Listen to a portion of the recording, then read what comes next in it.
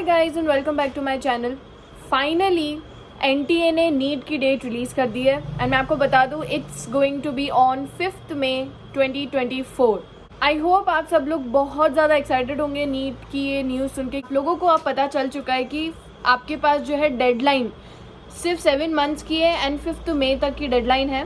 And या अब hopefully आप लोग अपनी प्रिपरेशन फुल फ्लैश स्टार्ट कर देंगे। अगर जिसने नहीं की है अभी तक भी प्रिपरेशन स्टार्ट, तो you can start from now. अभी से आप आपकी प्रेप स्टार्ट करें। 7 months is more than enough, जिसमें आप अपना सिलेबस कंप्लीट कर सकते हैं एंड उसे प्रॉपरली रिवाइज भी कर सकते हैं अगर आप प्रॉपर एग्जीक्यूशन के साथ चले, प्रॉपर प्लानिंग के साथ चले। बहुत सारे स्टूडेंट्स तो ऐसे हैं जिन्होंने अपनी प्रिपरेशन ऑलरेडी जून के महीने से स्टार्ट कर दी, वो उसे कंटिन्यूसली फ्लो में रखें, ठीक है। और आप उसमें अभी तक जो आपने मिस्टेक्स अगर कुछ करी भी हैं, फॉर एग्जांपल अगर आप लोग टेस्ट नहीं दे रहे थे या फिर अगर आप लोग ने शॉर्ट नोट्स नहीं बनाए, तो अभी भी आप बना सकते हैं। अभी भी आप अपनी मिस्टेक्स को रेक्टिफाई करके और अपनी डेस्टिनी को चेंज कर सकते हैं। It's in your hands guys, okay. Video start करने से पहले मुझे लगता है हम में हर किसी का कोई ना कोई सपना ज़रूर होता है, जिसे हकीकत में बदलने के लिए हम सुबह शाम दिन रात मेहनत करते हैं। तो फिज़िक्स वाला लेकर आया है आपके लिए फास्ट ट्रैक बैचेस। फिज़िक्स वाला ने लॉन्च किया है यकीन 4.0,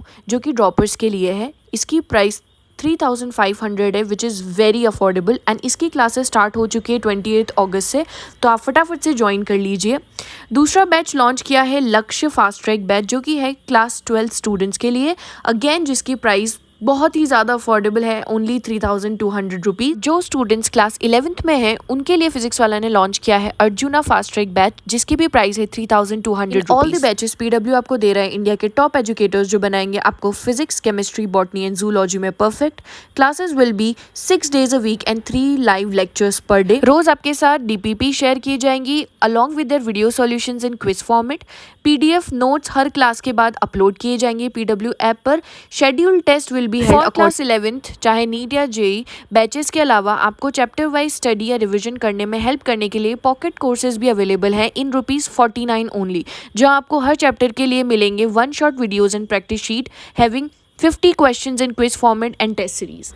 Also, each batch has its own set of books which you can purchase using my link in description. आप लोग मेरा कूपन कोड AVNI150 यूज़ करके ₹150 तक सभी बैचेस पर डिस्काउंट ले सकते हैं। ये सभी बैचेस पर वैलिड रहेगा। And for more details check the description box, मैंने वहाँ पे सभी चीज़ों के लिंक प्रोवाइड कर रखे हैं। I just want to make this video to remind you कि आपके पास अभी भी टाइम है, you can get your seat. इस वीडियो में हम लोग सिर्फ ओवरव्यू देखेंगे कि क्या क्या पॉइंट्स आप लोगों को फॉलो करने हैं एंड नेक्स्ट वीडियोज़ में हम लोग उसे डिटेल में समझेंगे, ठीक है। हर एक पॉइंट को मैं उठाऊंगी, हर एक आपकी प्रॉब्लम, अगर आपको कोई भी प्रॉब्लम आ रही है ड्यूरिंग योर प्रिपरेशन, वो किसी भी चीज़ से रिलेटेड हो सकती है, आप मुझे कमेंट करिए एंड मैं ट्राई करूंगी कि आपकी उन जो डिफ़िकल्टीज जिन एरिया में आपको आ रही है उसको मैं टारगेट करके पूरी डेडिकेटेड वीडियो सिर्फ उसी पर ही बनाऊँ मैं। अभी हम लोग डायरेक्टली फटाफट से आपका ज़्यादा टाइम ना लेते हुए मैं आपको कुछ पॉइंट्स बता देती हूँ जो आप लोगों को ध्यान रखने हैं। They are very important point. Many of you, ये जो होगा हो सकता है आपका लास्ट अटेम्प्ट हो, ठीक है,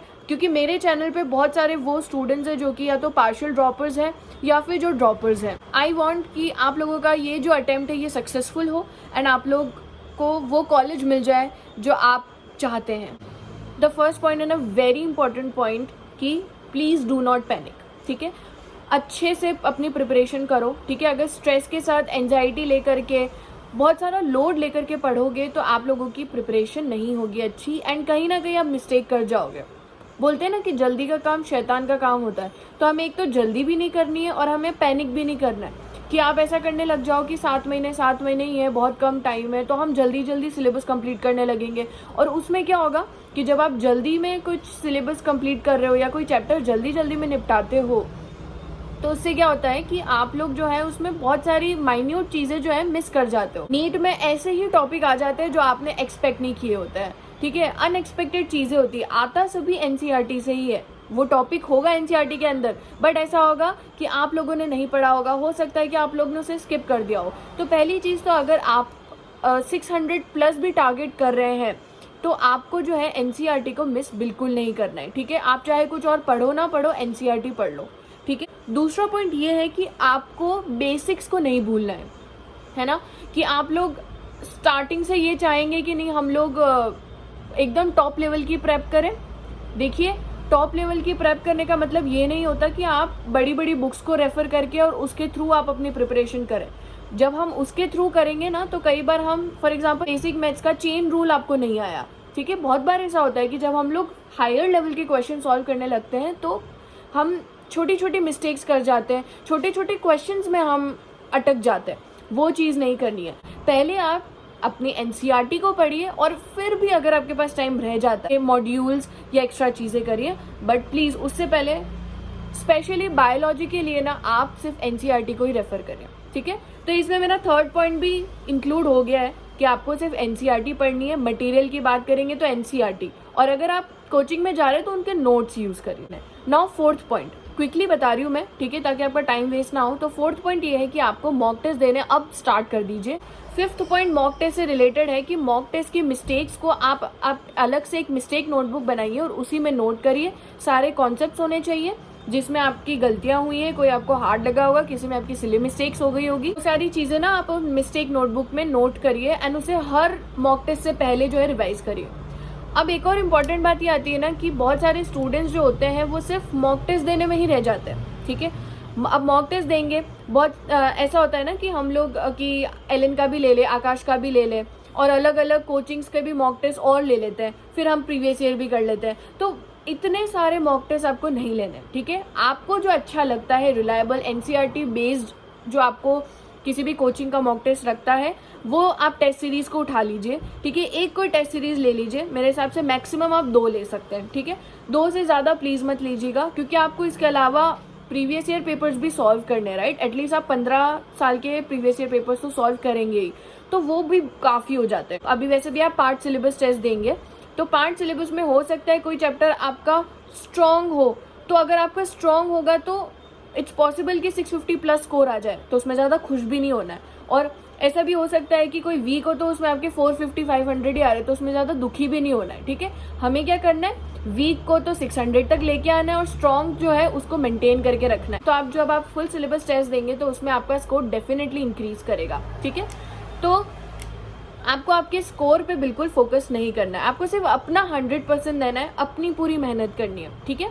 last and the most important point, अपनी हेल्थ पे कॉम्प्रोमाइज़ मत करना, ठीक है। अपनी डाइट अभी से अच्छी रखो, क्योंकि हम नहीं चाहते कि एग्ज़ाम से पहले हम लोग बीमार हो जाए और वो बीमारी की वजह से हमारा टाइम वेस्ट हो जाए। ये सबसे गिल्टी जो अब हमें लगता है ना, गिल्ट जब सबसे ज़्यादा महसूस इसी के टाइम पे होता है कि जब हम बीमार हो जाते हैं और हम पढ़ाई नहीं कर पाते, ठीक है। तो आपको अपनी डाइट अच्छी रखनी है, बाहर का कम ही खाओ, है ना, और एक्सरसाइज थोड़ी बहुत करा करो। मैं नहीं बोल रही कि 3-4 घंटे जिम लगाओ, मैं सिर्फ बोल रही हूँ कि आधा घंटा जो है थोड़ा सा मेंटल और फिजिकल वर्कआउट कर लो, ठीक है। और ब्रीदिंग टेक्निक्स को फॉलो करो। इस पे मैं एक डेडिकेटेड वीडियो बनाऊंगी, क्योंकि मैं जो प्रेप कर रही थी तो मेरे टीचर थे, फिजिक्स के टीचर, उन्होंने मुझे ये टेक्निक बताई थी, because I personally was very high on anxiety, ठीक है।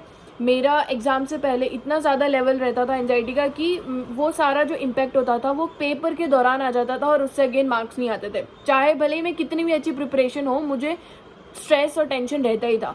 तो जब मैंने सर से जाके डिस्कस किया तो सर ने मुझे टेक्निक बताई थी, ब्रीदिंग टेक्निक।